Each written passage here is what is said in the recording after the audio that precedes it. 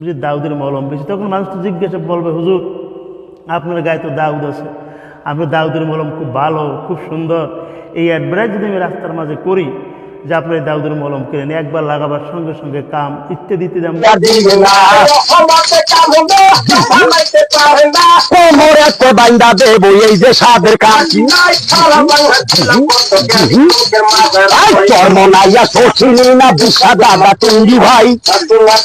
মানুষকে বলতেই থাকে, কিন্তু মানুষ আমাকে বলবে, হুজুর আপনার তো গালে দাউদ, আপনার পায়ে দাউদ, আপনার হাতে দাউদ, তা আপনি কেন ব্যবহার করেন না?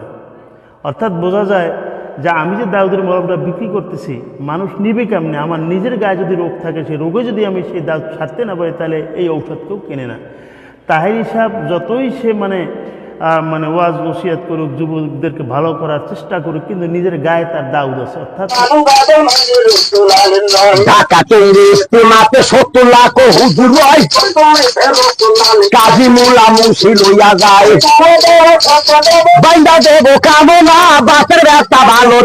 বন্ধুগণ, আপনারা লক্ষ্য করছেন অত্যন্ত গরম, এই গরমের মধ্যেও ঘাম বেয়ে পড়ছে, তার মধ্যেও যাতে করে দর্শকদের উপকার হয়, এই জন্য কিছু কথা, জরুরি কথা আপনাদের সামনে উপস্থাপন করার নিয়ত করছি। বাকি আল্লাহ পাক দিচ্ছে। আপনারা জানেন অন্ড এবং সে সম্পূর্ণ গণ্ড মূর্খ, এই দুইটা প্রমাণ আমি আপনাদের কাছে দিলাম।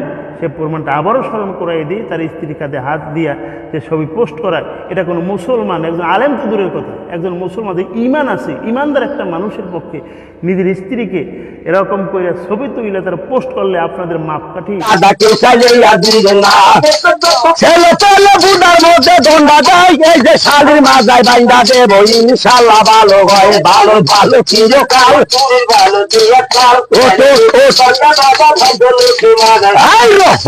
কামনা সারা বাংলা সার্ভিস করার কোন দৃষ্টি বাকি নাই।